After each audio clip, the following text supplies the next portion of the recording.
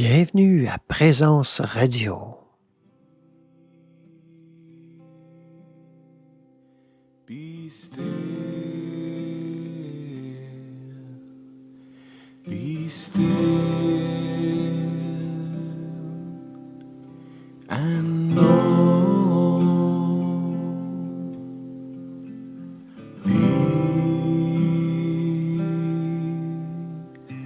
be still, be still.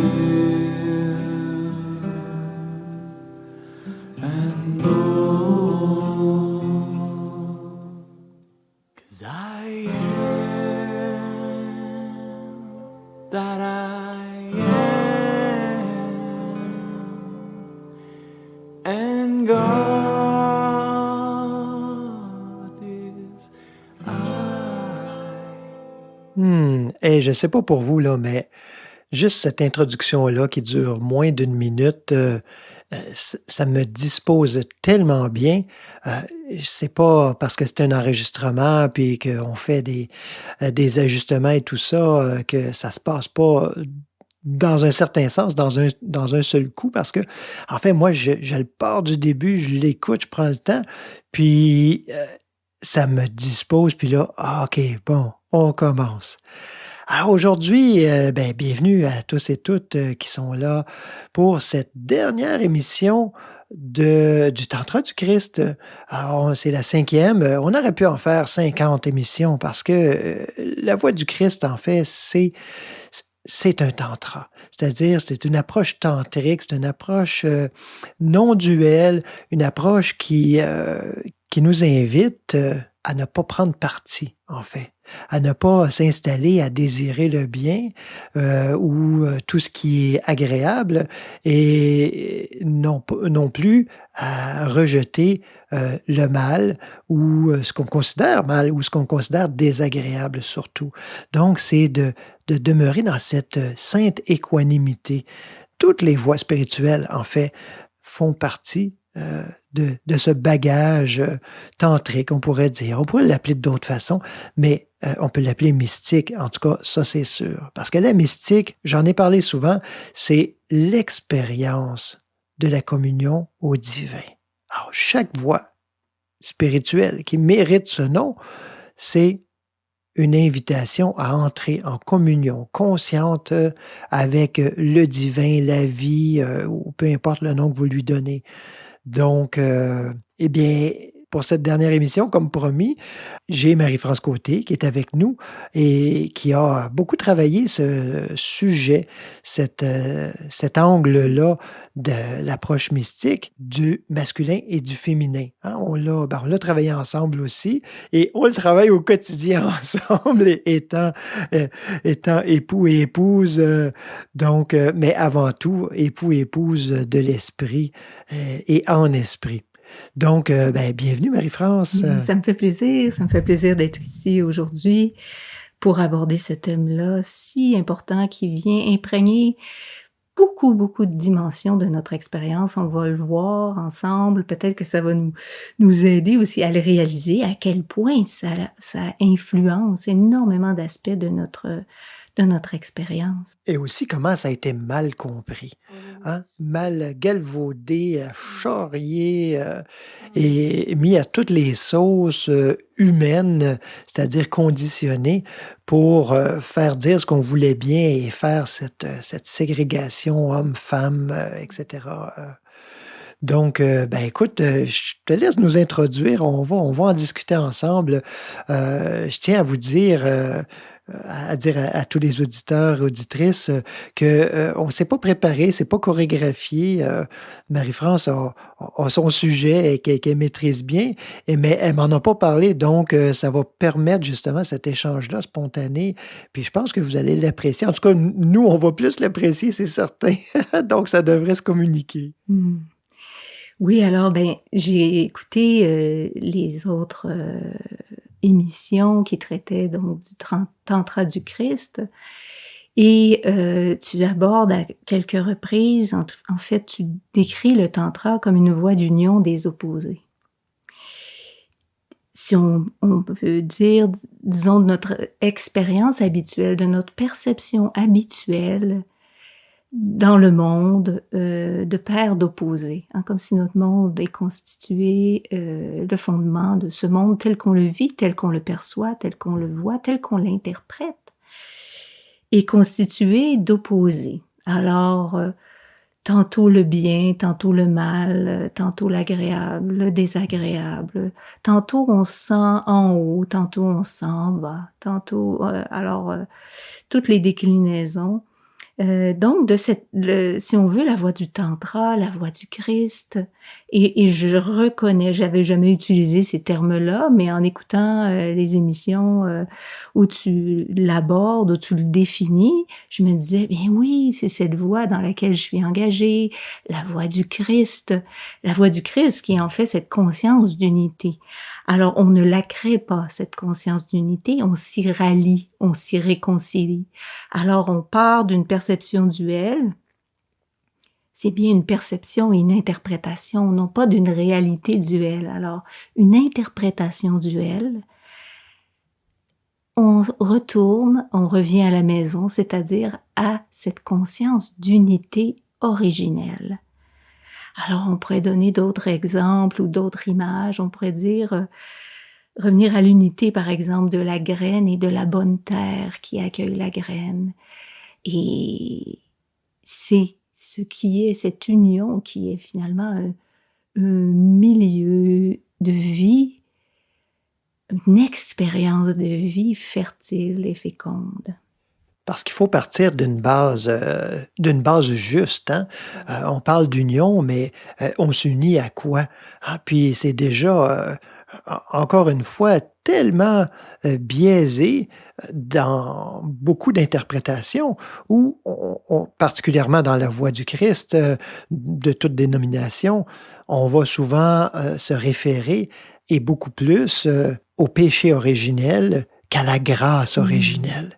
Oui, grâce originelle ou unité originelle, hein, c'est la même chose, parce que la grâce, c'est cette activité harmonieuse qui découle de cette unité féconde et qui vient ensemencer notre expérience et qui vient l'ensemencer et qui vient la colorer, l'imprégner de toutes ces formes harmonieuses, toutes les déclinaisons. Alors, c'est des formes, bien sûr, à l'infini, mais toujours de cette substance d'harmonie et d'unité.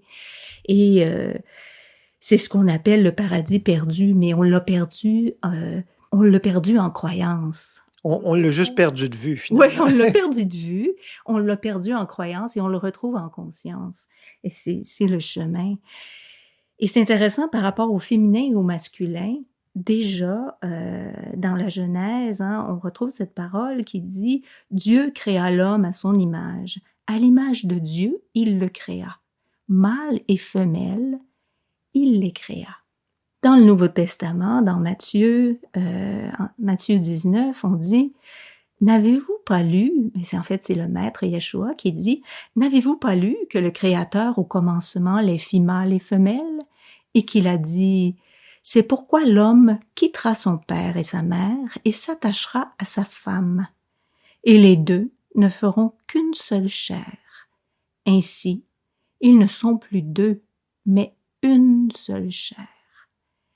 Que l'homme, donc, ne sépare pas ce que Dieu a uni. » Et là, c'est intéressant dans cette injonction, que l'homme ne sépare pas ce que Dieu a uni. On peut penser qu'on a le pouvoir de séparer ce que Dieu a uni. Mais quelle prétention, en fait. Ah oui. Nous n'avons pas ce pouvoir. Tout ce que nous vivons dans le domaine des paires d'opposés, des antagonismes, cela résulte seulement de cette croyance, de cette idée que nous avons ce pouvoir. Nous avons le pouvoir de nous séparer de cette unité originelle. Et l'expérience nous le démontre, effectivement. On vit toutes sortes de luttes, d'antagonismes qui se reflètent, qui se mettent en scène dans notre vie, mais cette mise en scène est en fait la projection de cette croyance que nous pouvons nous séparer, que nous pouvons séparer ce que Dieu a uni de toute éternité. Et quel beau rappel, hein, justement, ces mises en scène généralement pas très agréables. Quel beau rappel de se souvenir de la grâce originelle et de dire, oh, ben, coudonc, est-ce que je suis en train de serrer le boyau là, de la grâce, là, puis qu'il en passe juste un tout petit filet. Que je suis Là. en train de faire un genre de garrot, mais un garrot mental, un garrot qui résulte d'une croyance qu'on a acceptée et qui n'est pas nôtre, qui ne fait pas partie en vérité de notre conscience parce qu'il n'y a qu'une conscience et c'est cette conscience d'unité. Par contre, tout ce qui peut circuler, on peut se l'approprier, on peut l'accepter, on peut penser qu'il est nôtre. Et ça fait toute une différence dans notre expérience. Et quand on dit Dieu créa l'homme à son image, à l'image de Dieu, il le créa mâle et femelle, alors on peut tout de suite, déjà dans cet état d'esprit humain, quand je dis humain, pour moi, je veux dire cet état qui a accepté la séparation comme possible, comme réel, comme véritable. Alors, on peut penser, on a vu comment ça s'est traduit aussi sur la scène, ça s'est traduit en des corps masculins et des corps féminins, et comme si, du fait qu'on voit des corps différents, certains ayant des attributs féminins, d'autres masculins, alors on estime que à physionomie masculine correspondent des traits masculins qui sont en soi juste une partie du divin, hein, parce que le masculin et le féminin serait comme une division hein, de ce qui était à la base une unité, mais là, ça se trouve divisé. Donc, ça doit absolument se réunir pour être complet. Et pourtant, c'est tellement clair dans la parole que tu nous as partagée. Hein, il créa l'homme, il le créa mâle et femelle. Et l'homme, évidemment, hein, il faut se souvenir que quand on parle... Quand on traduit homme, ce qui est traduit par homme, c'est-à-dire c'est Adam, hein, Adama, qui veut dire le terreux, en fait. Hein, c'est cette masse-là. C'est pas un homme. Hein, on parle de l'homme et de la femme, en fait. Ce qui est visible de nous, hein, cette part visible de l'être, de l'expérience. Alors, il les crée à mâle et femelle. Bien sûr qu'à l'extérieur, on voit des corps d'hommes, des corps de femmes, bien qu'aujourd'hui, les choses tendent, hein, ces différences tendent même à se dissiper. Mais disons que, fondamentalement, quand on lit cette parole, on voit tout de suite des corps hommes, des corps femmes. Il les fit mâle et femelle. Il n'est pas dit que c'est mâle et femelle, le « et » étant une division. Mais mâle et femelle, chacun étant à la fois mâle et femelle. On ne l'a pas reçu, perçu, compris comme ça. Et pourtant, fondamentalement, au niveau spirituel, c'est ce que ça veut dire. Mm-hmm. Et également, on peut se référer à l'Évangile selon Thomas dans le Logion 22 où il est dit « Quand vous aurez fait le 2, 1, en sorte que vous fassiez le mâle et le femelle en un seul. » Voyez-vous, cette réunification qui n'est pas quelque chose que l'on fait, mais quelque chose, retourner à cette conscience d'unité, retourner à cette conscience que le mâle et le femelle est contenu en nous, en notre conscience, en notre être. Et c'est vraiment une question de conscience et non pas une question de, comme tu le mentionnais, de physionomie ou de physiologie, c'est-à-dire de viser à une certaine androgynie. C'est plus de différence entre hommes et femmes corporellement. Là, on parle pas de ça. On n'a rien à changer au niveau corporel. C'est vraiment, effectivement, comme tu le dis, une réalisation en conscience qui n'implique de changer aucunement les apparences, mais toujours c'est notre regard sur le monde, sur ce qu'on voit qui en est transformé. Ce qui fait qu'on ne place plus les corps hommes d'un côté et les corps femmes de l'autre comme étant des choses qui peuvent même, on a même dit humainement qu'on pouvait appartenir à deux planètes. On en a fait deux mondes séparés, deux visions séparées. Alors, c'est plutôt à ça qu'on réfère. Il n'y a rien à changer à l'extérieur. C'est toute une question de renversement, de transformation en conscience. Donc, quand vous aurez fait le 2-1, de sorte que vous fassiez le mâle et le femelle en un seul, pour que le mâle ne se fasse mâle, ni la femelle se fasse femelle. Alors voyez-vous, on appelle, et c'est moi ce que je comprends en tout cas, c'est qu'on nous invite, on invite l'homme, c'est-à-dire cette corporéalité homme, à ne plus s'identifier qu'au masculin. Hein? Que le mâle ne se fasse pas mâle, ni la femelle se fasse femelle. Ne pas se faire des idées non plus sur ce que c'est être homme, être femme, être... Surtout l'idée de cette complétude qui nous vient de... C'est quel philosophe? Est-ce que c'est Socrate, Platon, qui parlait là des âmes sœurs et qu'il fallait... c'était vraiment notre moitié manquante qu'on devait rencontrer, mais en l'autre, et non pas spirituellement. Ça aussi, ça a été une très, très grande influence. On réalise pas ces paroles-là, comment elles ont pu influencer toute la société, aller jusqu'à aujourd'hui encore. Mm-hmm. Toujours cette vision matérielle des choses, c'est-à-dire qui place les enjeux à l'extérieur, qui place la complétude à chercher à l'extérieur. Et c'est ça, ce retournement, quand on entre sur le chemin spirituel, on commence à se tourner vers l'intérieur, on commence à réaliser que c'est pas là que ça va se vivre, parce que bien que les gens vivent des relations humainement qui peuvent être assez équilibrées, ils se rendent bien compte que ça donne pas pour autant un sens profond de complétude. Alors on procède à l'inverse. Alors là, on est appelé à revenir à cette unité originelle qui va venir à ce moment-là teinter, si on s'y établit, si on la laisse se révéler en nous, qui va venir teinter toutes nos relations. Et alors, c'est là où, quand vous aurez fait le 2-1, alors vous entrerez dans le royaume, c'est-à-dire alors vous pourrez réellement vivre la complétude, vous pourrez réellement... Ce sentiment de séparation va s'estomper. Je dis pas que ça se fait en un tournement, mais c'est vraiment un processus et il faut commencer à quelque part. Et c'est à cultiver aussi quotidiennement. On va le voir aussi ensemble. Mais réaliser à prime abord ce que Dieu a uni, l'homme ne peut le séparer. C'est déjà un point de départ extraordinaire que de réaliser très très fertile que de réaliser je n'ai pas le pouvoir. Je n'ai pas, et personne non plus n'a le pouvoir de séparer deux êtres, d'en faire des antagonismes. N'a le pouvoir de séparer, je n'ai pas le pouvoir de me séparer de cette unité-là, même si, la seule chose, c'est que si je m'en crois séparée, ben mon expérience va être teintée de ça. Donc, toute voie spirituelle est en fait une voie tantrique. Dans le sens où c'est une voie où on est appelé à réunifier consciemment ce que nous avons cru séparer. C'est ce qu'on pourrait appeler la chute, c'est-à-dire ce moment où nous avons...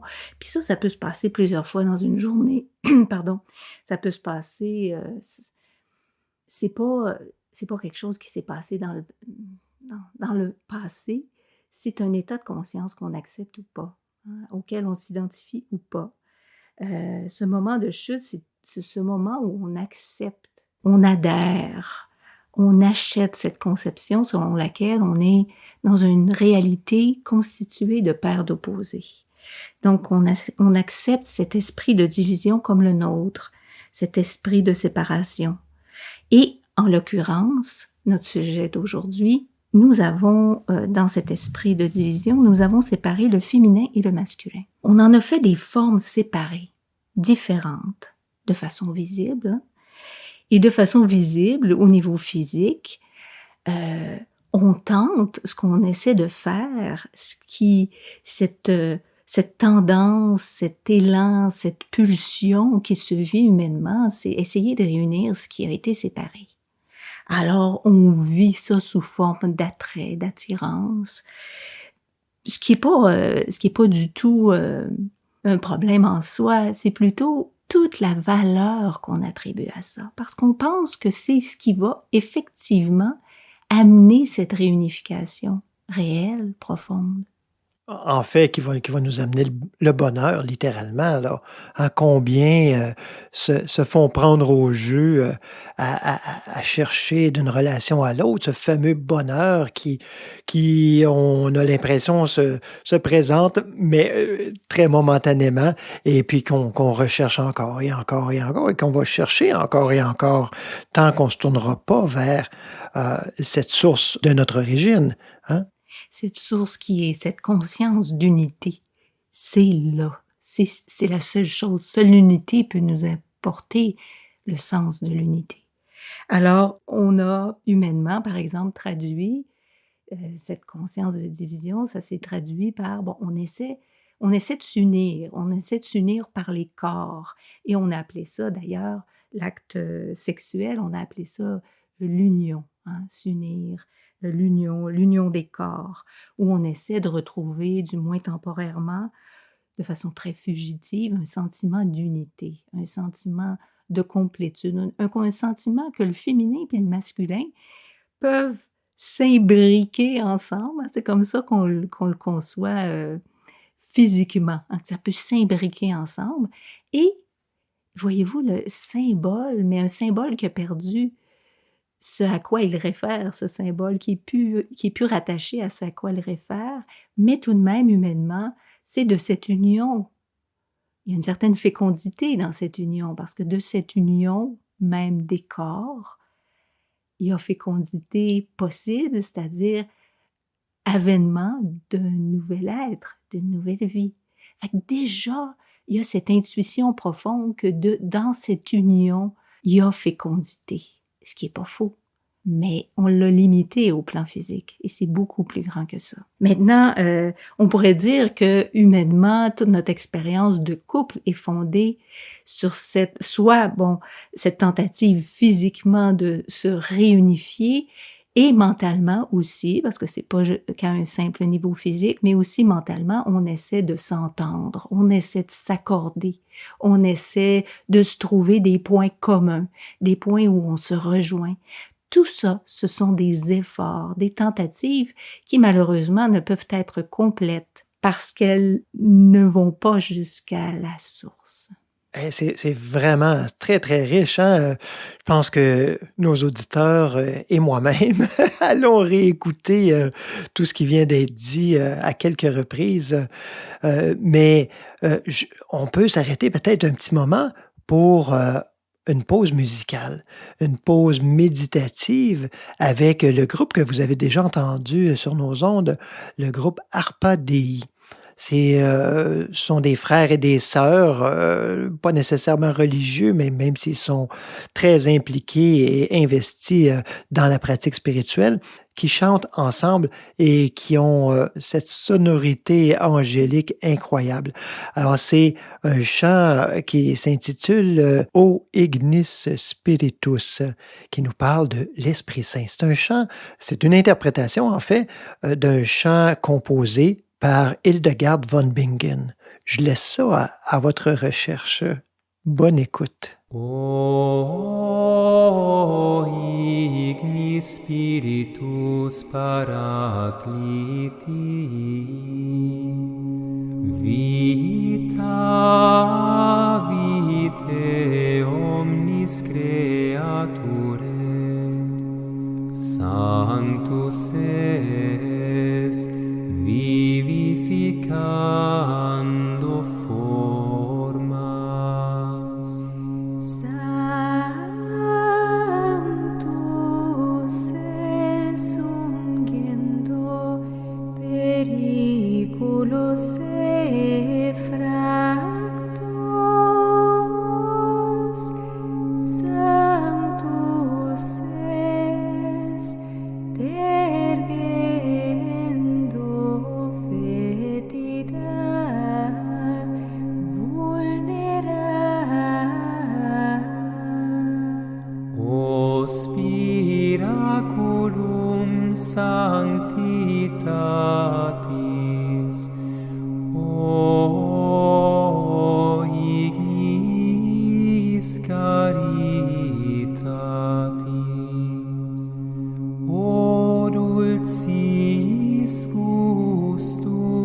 pectoribus, et infusio cordium in bono odore virtutum. O fons purissimus, in quo consideratur, quod Deus alienus, colligit et perditus requirit. O iter fortissimum, quod penetravit omnia, in altissimis et in terrenis, et in omnibus abyssis.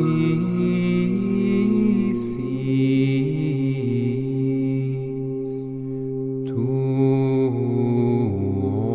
omnes componis et colligis. De te nubes fluunt et volat, lapides humorem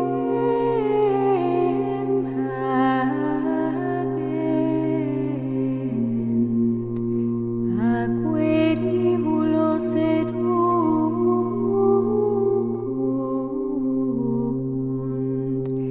et terra viriditatem sudat. Tu et siam semper educis doctos per inspirationem sapientiae letificatos. Unde laus tibi sit, quie sonus lauris, et gaudium vitae, spes et honor fortissimus, dans premia lucis.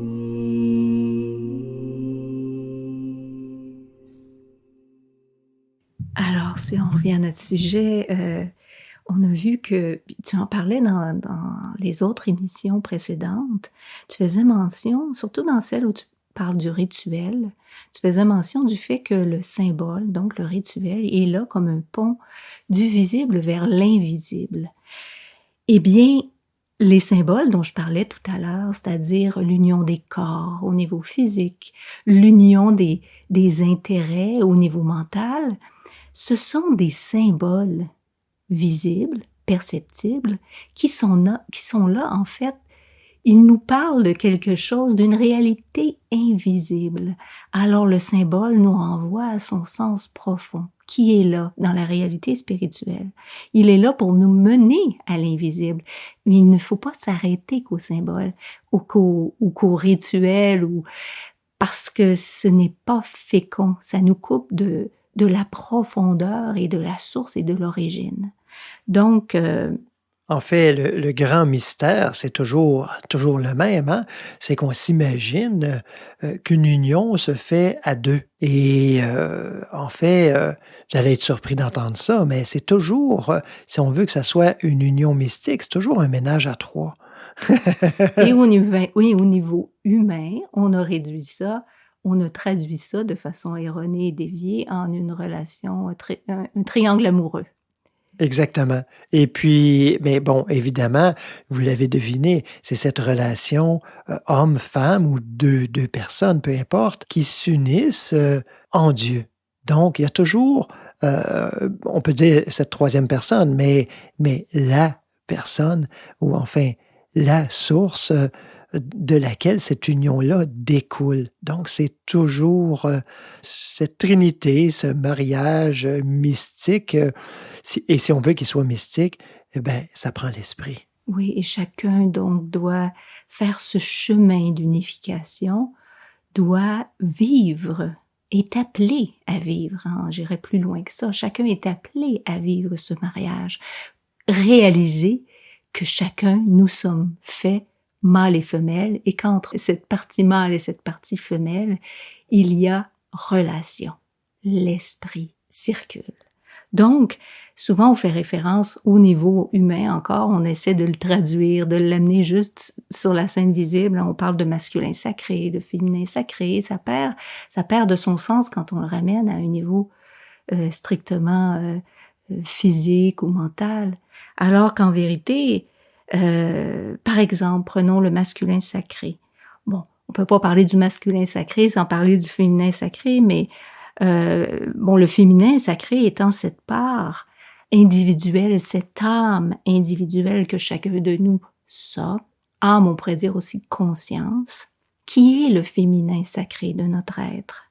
Cette part qui, pour réaliser l'union, doit se détourner. Donc, quand on parle de notre conscience, on doit faire ce retournement-là consciemment.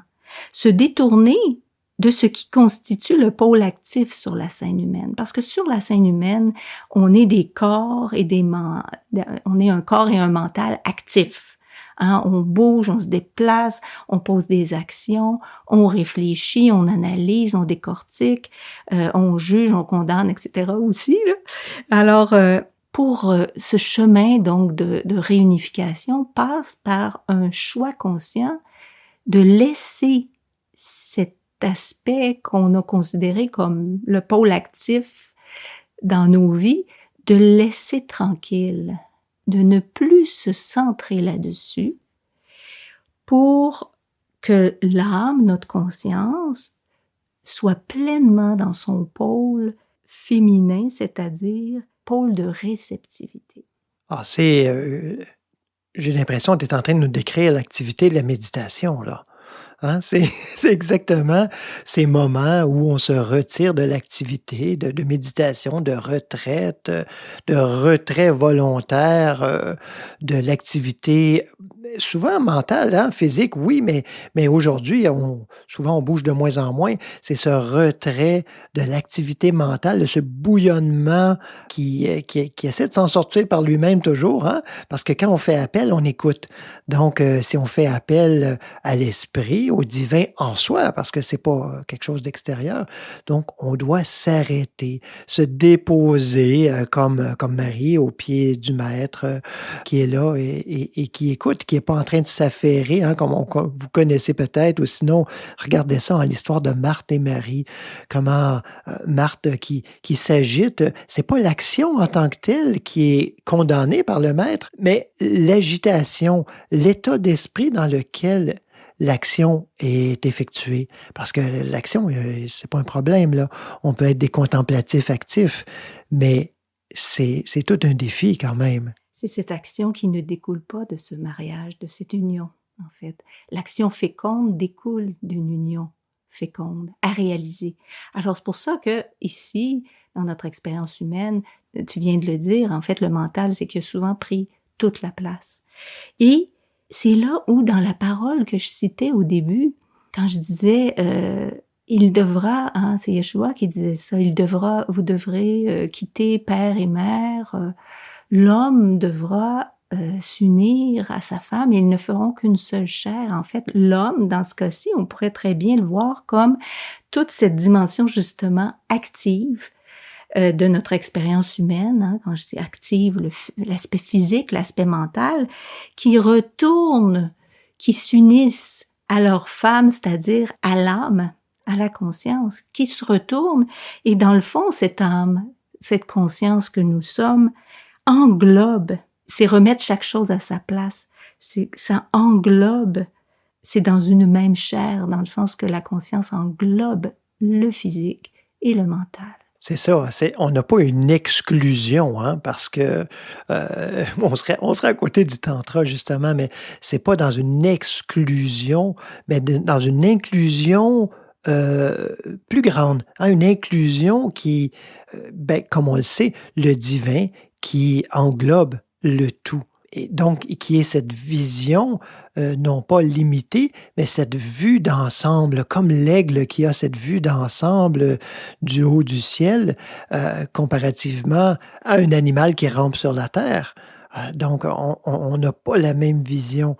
Et le problème, encore une fois, bien sûr, réside dans la vision, mais pas tant de la vision que de ce qu'on adopte par rapport à la vision, c'est-à-dire que on prend la vision limitée pour la totalité. Et c'est là l'erreur. Tout à fait.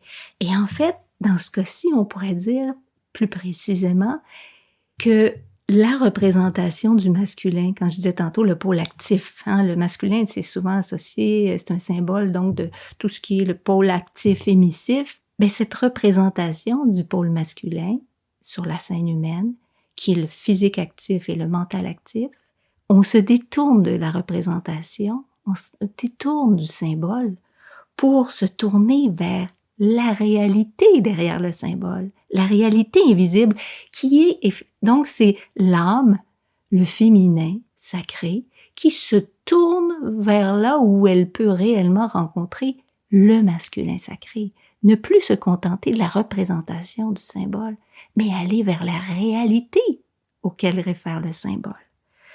Alors, le masculin sacré étant ce principe originel, justement, ce verbe créateur, cette source de toute vie et son germe placé en nous, hein, le Fils, qu'on appelle le Fils, qu'on pourrait aussi traduire comme étant la conscience Christ.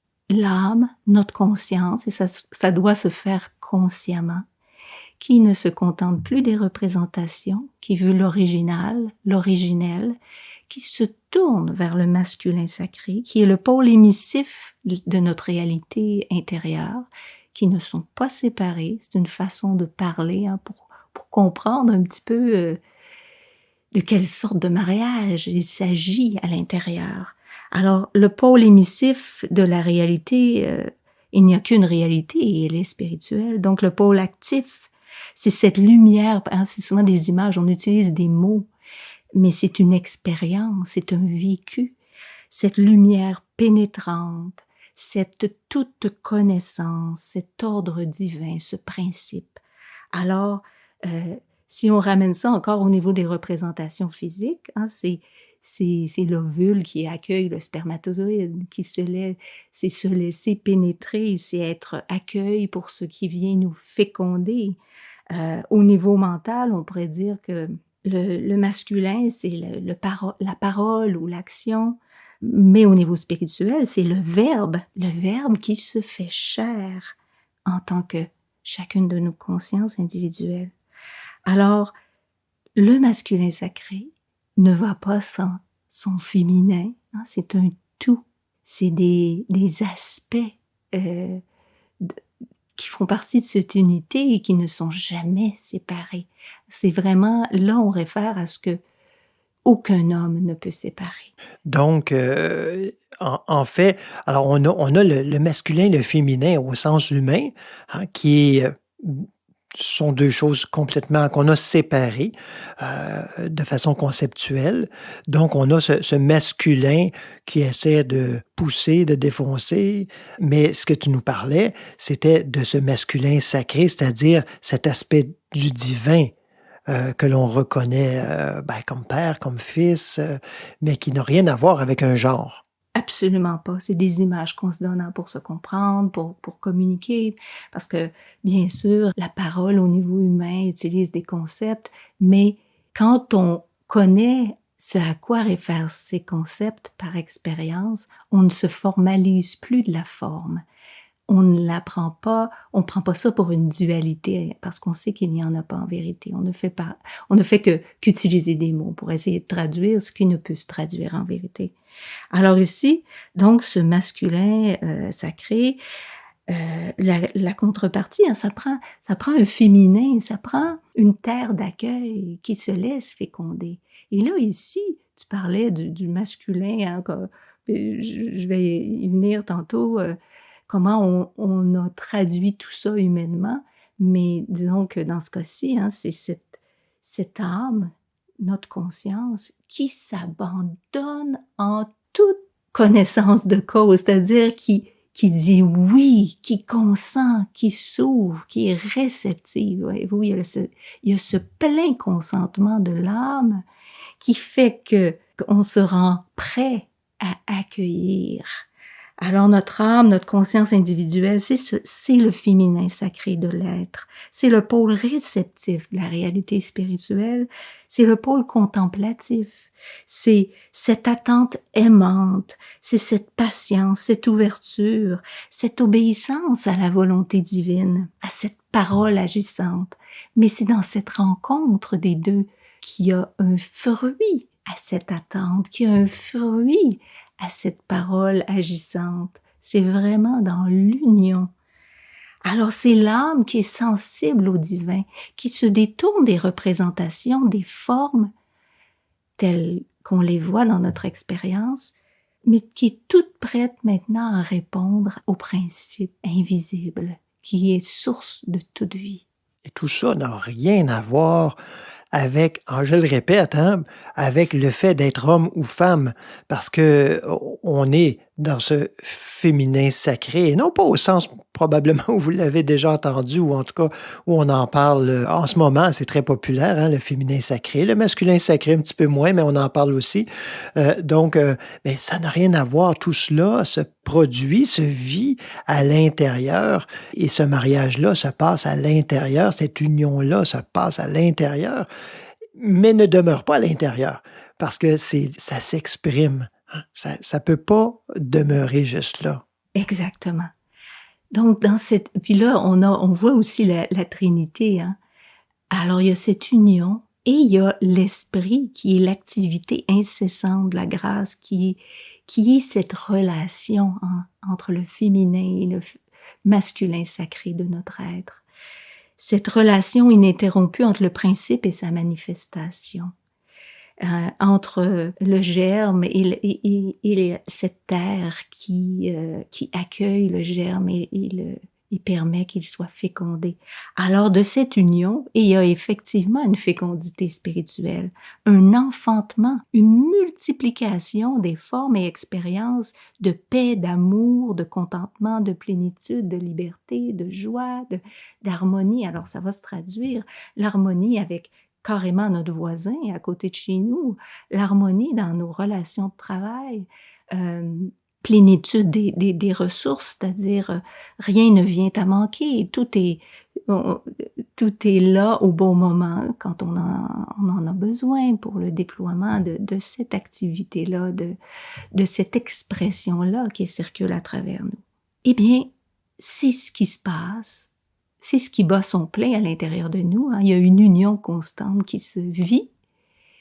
Est-ce qu'on va y participer ou non? C'est là qu'est cette part c'est là où on a un pas à faire.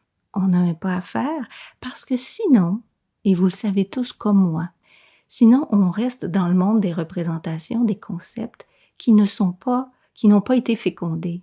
C'est des coquilles, c'est comme l'équivalent d'une graine qui n'a pas germé, qui n'a pas été placé dans la terre, puis qui s'est pas transformé pour aller jusqu'à ses fruits.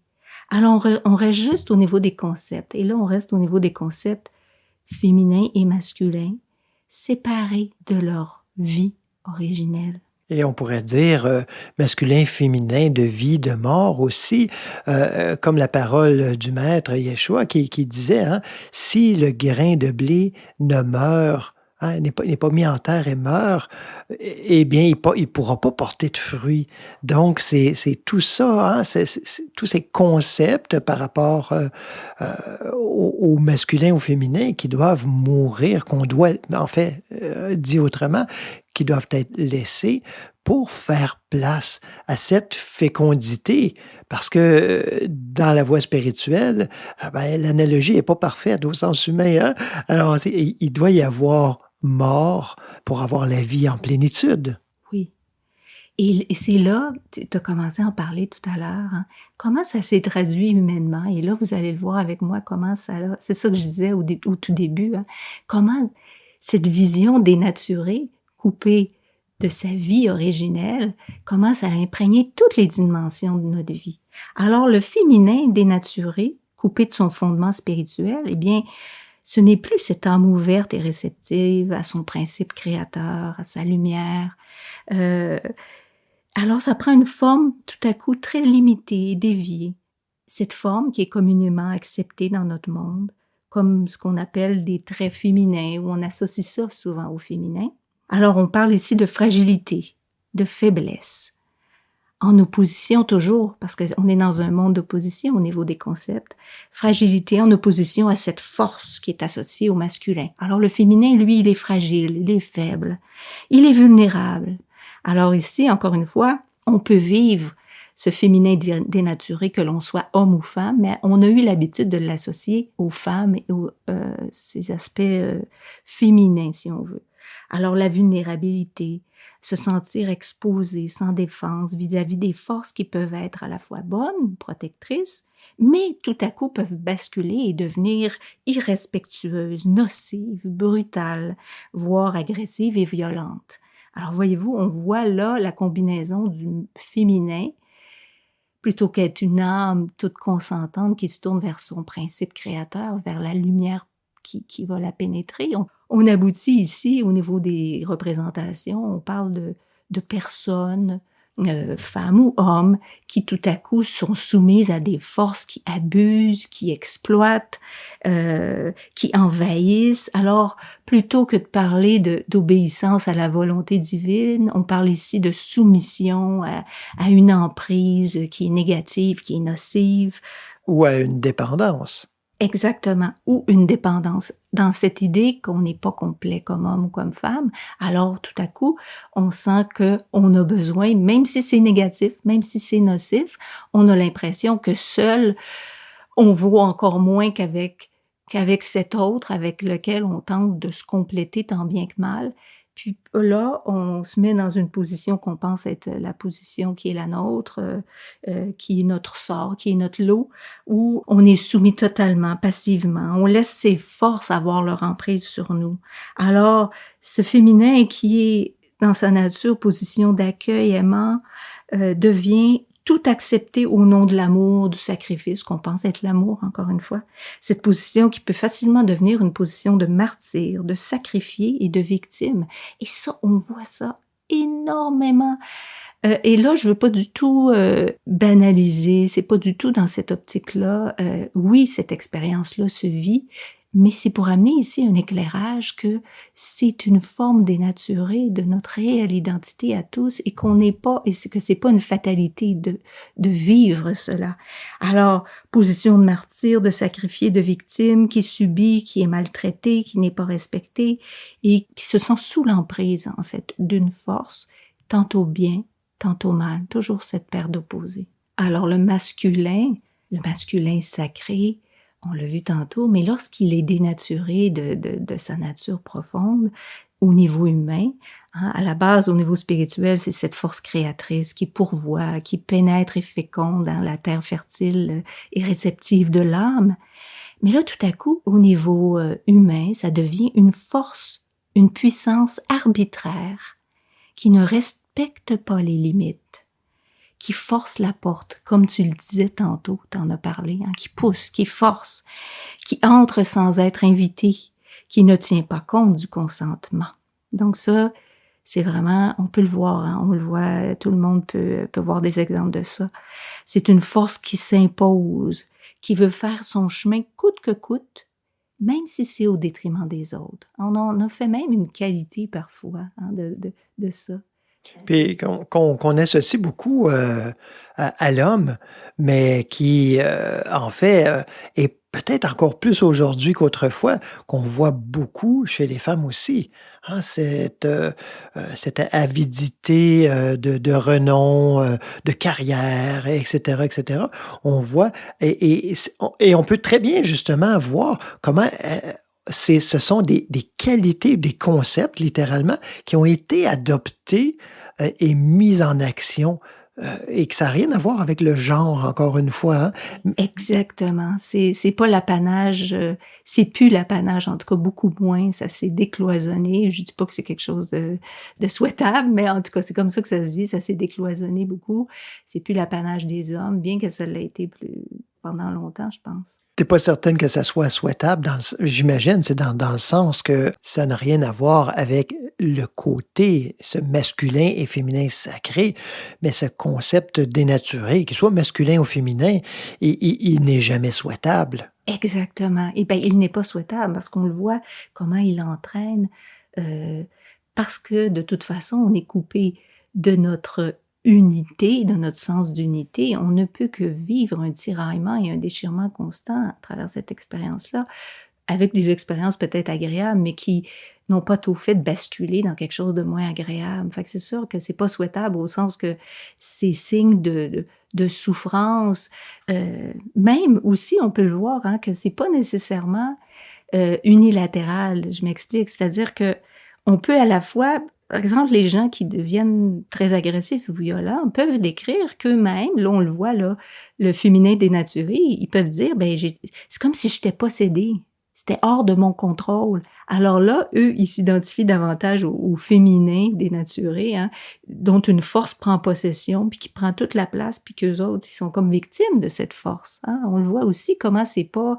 Ça se déroule à l'intérieur, cette scission se vit, se met en scène à l'intérieur, et elle se met en scène à l'extérieur, où il y a des protagonistes qui vont jouer le rôle, je dirais, prendre la position davantage féminine ou masculine, toujours dans l'aspect dénaturé.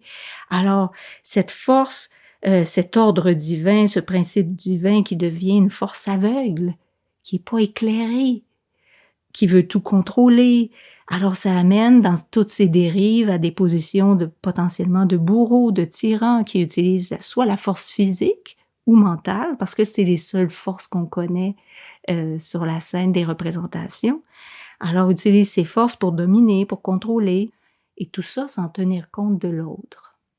Alors, j'imagine que nos auditeurs, auditrices se posent la question, comment on sort de ces principes conditionnés? Comment est-ce qu'on fait pour goûter, vivre au quotidien à partir de ce masculin et de ce féminin sacré en chacun? Oui, en fait, on est tous appelés à cette réunification, à la réaliser pleinement. Mais ça commence par un pas. Et ça commence par... Il faut comme commencer à verser dans notre vie au quotidien. D'abord, c'est très intéressant dans un premier temps, peut-être de réaliser jusqu'à quel point on s'est identifié au féminin ou au masculin, tous ces traits dénaturés, déviés du féminin ou du masculin.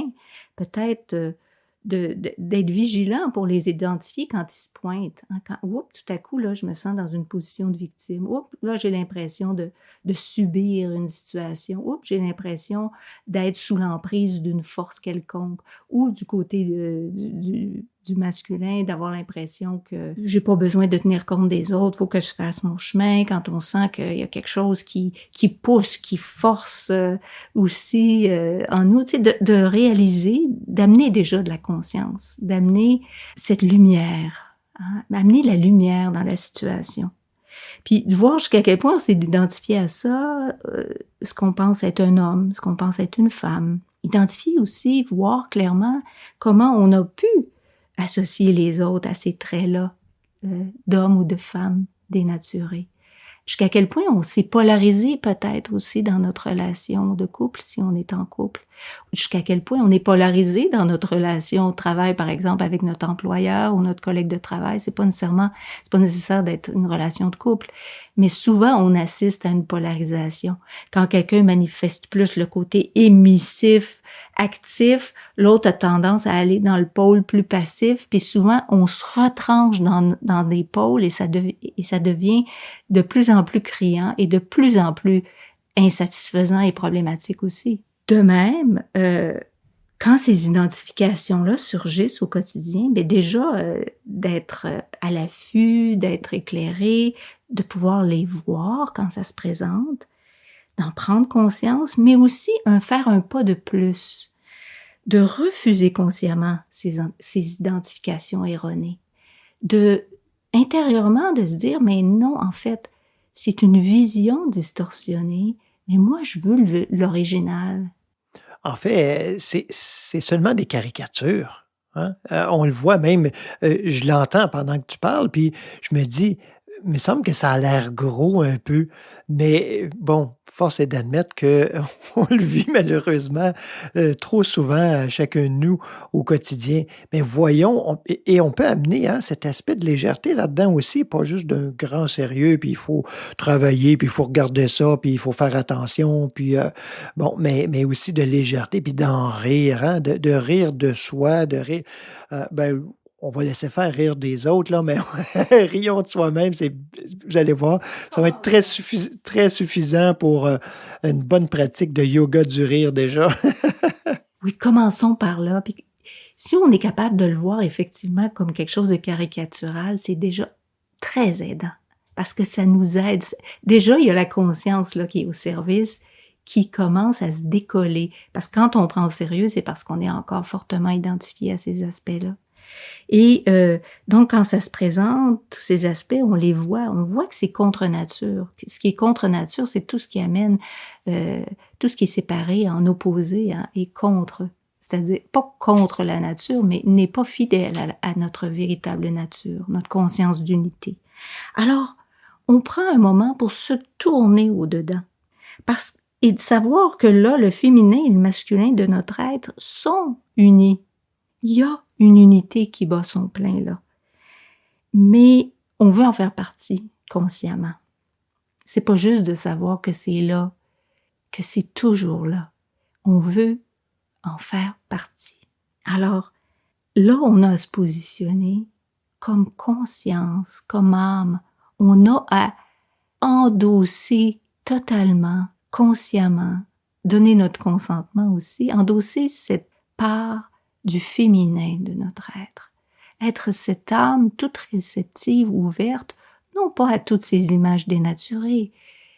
Amener le corps, amener le mental, si on veut, sous nos ailes, et s'élever au-dessus et dire, regarde, ça c'est englobé. Pour l'instant, je ne m'en soucie pas. Je vais aller à ce qui est plus grand et qui va venir donner le ton à tout le reste. Alors je me tourne comme conscience ouverte, réceptive à cette unique force, cet unique pouvoir qui n'est pas un pouvoir contre quelque chose. Donc, il n'y a pas de lutte dans ce domaine, dans cette réalité spirituelle. Mais je me tourne pour que cette unique force de bien éclaire et féconde mon âme, ma conscience. Et je peux être certaine que de cette union va naître l'harmonie dans mon expérience. Sous quelle forme? Comme on ne peut pas savoir quel trait aura notre enfant quand on est un père et une mère au niveau humain, on ne peut pas savoir quel trait va prendre l'harmonie dans notre existence, mais on peut être certain que ce sera de nature harmonieuse. Et là, dans le silence, on laisse cette union se vivre. Même si on a l'impression qu'il ne se passe rien, restons dans ce pôle féminin, cette âme pleine d'attentes joyeuses et aimantes qui sait qu'il est fécondé, hein, comme une terre qui est là, qui sait que le soleil est en train de la pénétrer de ses rayons, puis que la graine qui est contenue au-dedans, en le Christ intérieur, qui à la lumière de ses rayons, va être fécondé. Et là, on peut être certain qu'il va avoir des fruits. Et à partir de là, et seulement à partir de là, il y a possibilité d'avoir d'authentiques relations, que ce soit des relations amicales, des relations de travail, des relations amoureuses, évidemment. Et on peut justement, je crois, accueillir notre masculinité, notre féminité réciproquement et entrer dans cette danse de la vie et ne pas simplement s'identifier à une caricature, mais réaliser la beauté aussi de l'homme, la beauté de la femme dans ce qu'elle est, dans ce qu'on est venu exprimer ici, dans cette expérience. Mais au-delà de ça, de ne pas se limiter pour pouvoir vraiment goûter à l'expérience de l'esprit, au divin. Alors, qu'est-ce que ça fait? Plus on se tourne, plus on s'établit, plus on réalise cette unité, plus on retrouve notre maison, c'est-à-dire notre conscience d'unité, qui est notre seule conscience, eh bien, on se rend compte que dans cette réalité, les opposés sont un. Il n'y a plus d'antagonisme. Alors, c'est là qu'on peut parler de ténèbres lumineuses, de s'élever en profondeur, ou c'est plus des concepts, c'est une expérience où on voit bien que il y a rien qui va à l'encontre, il y a pas une chose qui va à l'encontre de l'autre. Et comment ça va se traduire dans notre expérience? Mais ça va faire en sorte que, ben oui, comme tu disais, il y a des corps d'hommes, il y a des corps de femmes, il y a toutes sortes de corps, peu importe la forme, en fait. On ne se formalise plus tant des représentations parce qu'on sait à quoi ils réfèrent maintenant. On sait que tout ça surgit de l'unité. Ce qui fait que tout à coup, ça peut très bien se vivre d'être homme, d'être femme, d'être d'une religion ou une autre. Il n'y a plus d'opposition qui se vivent à l'intérieur de nous parce qu'on sait que ce sont des manifestations, des expressions d'une réalité. C'est la seule façon de vivre la réelle harmonie et la réelle paix. Et pas essayer, comme on pourrait l'imaginer, de tout exprimer, hein, mais de se réjouir et de jouir de l'expression qui nous a été donnée et à laquelle on est appelé à correspondre et à répondre et à répandre. Donc, merci Marie-France Côté. Merci pour votre présence pendant ces 5 émissions sur le Tantra du Christ qui vont continuer d'une certaine façon, hein, par vos commentaires, par vos suggestions, vos impressions. Gênez-vous pas, écrivez-nous. Alors, je vous quitte avec cette pièce musicale du Noble Chemin qui est tout à fait appropriée pour ce thème du masculin et du féminin sacré. C'est une pièce qui s'intitule Sitaram. C'est un hymne à l'amour divin, de cette réelle et unique relation qu'on attend tous.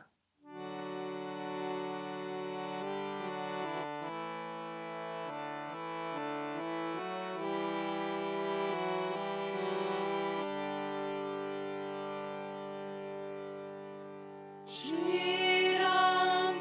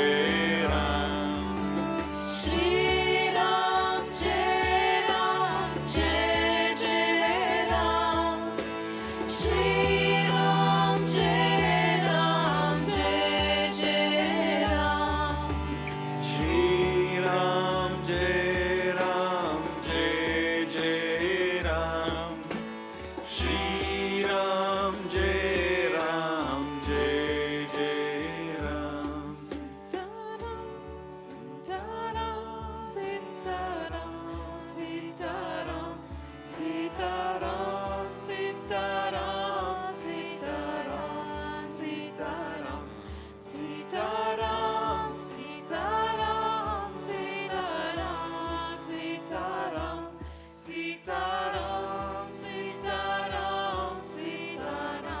Sitaram, Sitaram, Sitaram, Sitaram, Sitaram, Sitaram.